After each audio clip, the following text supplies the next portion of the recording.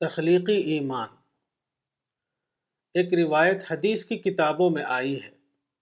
مسند احمد کے الفاظ یہ ہیں: کنا نصلی یوما وراء رسول اللہ صلی اللہ علیہ وسلم فلما رفع رسول اللہ صلی اللہ علیہ وسلم رأسه من الركعة وقال سمع الله لمن حمده قال رجل وراءه ربنا لك الحمد حمدا كثيرا طيبا مباركا فيه فلما انصرف رسول الله صلى الله عليه وسلم قال من المتكلم آنفا قال الرجل أنا يا رسول الله فقال رسول الله صلى الله عليه وسلم لقد رأيت بضعة وثلاثين ملكا يبتدرونها أيهم يكتبها أولا۔ مسند احمد حدیث نمبر 18996۔ یعنی رفاع ابن رافع کہتے ہیں کہ ایک دن ہم رسول اللہ صلی اللہ علیہ وسلم کے پیچھے نماز پڑھ رہے تھے۔ رسول اللہ صلی اللہ علیہ وسلم نے جب رکوع کے بعد اپنا سر اٹھایا اور یہ کہا سمع اللہ لمن حمدہ،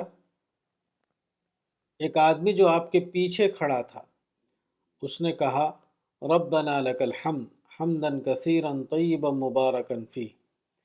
رسول اللہ نے جب سلام کے بعد منہ پھیرا تو کہا ابھی کس نے وہ بات کہی تھی؟ اس آدمی نے کہا اے اللہ کے رسول میں نے۔ رسول اللہ صلی اللہ علیہ وسلم نے فرمایا میں نے دیکھا کہ 30 سے زیادہ فرشتے دوڑے اس کی طرف تاکہ کون پہلے اس کو لکھے۔ رسول اللہ صلی اللہ علیہ وسلم نے صحابہ کو جو نماز سکھائی تھی اس میں رکوع سے کھڑے ہونے کے بعد مقتدی کو ربنا لک الحمد کہنے کی تعلیم دی تھی، لیکن مذکورہ صحابی نے اس کلمے پر اضافہ کر کے اس طرح کہا ربنا لک الحمد حمدا کثیرا طیبا مبارکا فیہ۔ فرشتوں کو یہ طریقہ اتنا زیادہ پسند آیا کہ وہ اس کو لکھنے کے لیے بڑی تعداد میں دوڑ پڑے۔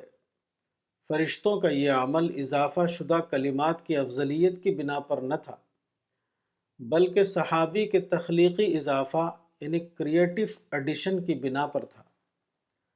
اس سے ایک سنت صحابہ معلوم ہوتی ہے کہ اگر کوئی مومن دعا اور ذکر کے مسنون کلمات پر تخلیقی اضافہ کر سکے تو یہ اس کے لیے ایک عظیم عمل ہوگا جس کو لکھنے کے لیے فرشتے بڑی تعداد میں دوڑ پڑے۔ اس قسم کا اضافہ کوئی سادہ بات نہیں، وہ اس بات کا ثبوت ہے کہ کہنے والے کے اندر تخلیقی ایمان موجود ہے۔ اس قسم کے اضافے کی ایک مثال وہ ہے جو غزوہ خندق 5 ہجری سے معلوم ہوتی ہے۔ اس وقت مدینے کے حالات بہت سخت تھے۔ قرآن میں اس کے بارے میں یہ الفاظ آئے ہیں وَبَلَغَتِ الْقُلُوبُ الْحَنَاجِرَ، سورہ نمبر 33 آیت 7۔ اس وقت کچھ صحابہ نے پریشانی کا اظہار کیا۔ رسول اللہ صلی اللہ علیہ وسلم نے لوگوں کو صبر کی تلقین کی اور دعائیہ انداز میں فرمایا اللہم لا عیش الا عیش الآخرہ فاغفر للانصار والمہاجرہ۔ صحیح مسلم حدیث نمبر 1805۔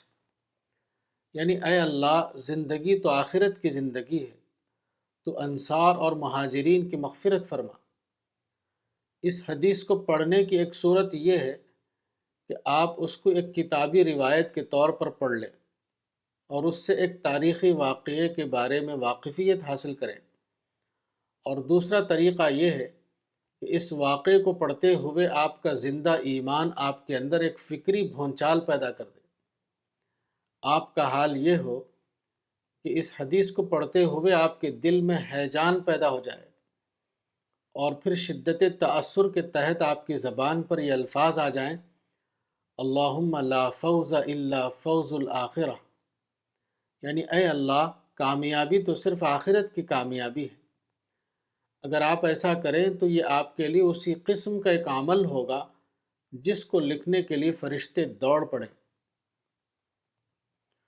دعا اور ذکر کے جو ماثور کلمات ہیں ان کو دہرانا دعا اور ذکر کے جو ماثور کلمات ہیں ان کو دہرانے کا بلا شبہ ثواب ہے۔ لیکن اگر آدمی کے اندر زندہ ایمان ہو، اس کا ذہن بیدار ہو، اس کے صبح و شام یاد خداوندی میں گزرتے ہوں، تو اس کا حال یہ ہوگا کہ جب بھی اس قسم کا کوئی تجربہ پیش آئے تو وہ اس کے جذبات میں تموج پیدا کرنے کا ذریعہ بن جائے گا۔ اس کا تیار ذہن اس کے بارے میں مزید سوچنے لگے گا۔ اس کا تیار ذہن اس کے اندر مزید فکری اضافہ کرے گا۔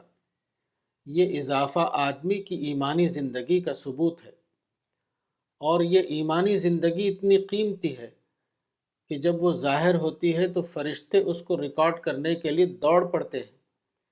یہی وہ ایمان ہے جس کو یہاں تخلیقی ایمان کا نام دیا گیا ہے۔ الرسالہ، فروری 2017، مولانا وحید الدین خان، صفحہ نمبر 26۔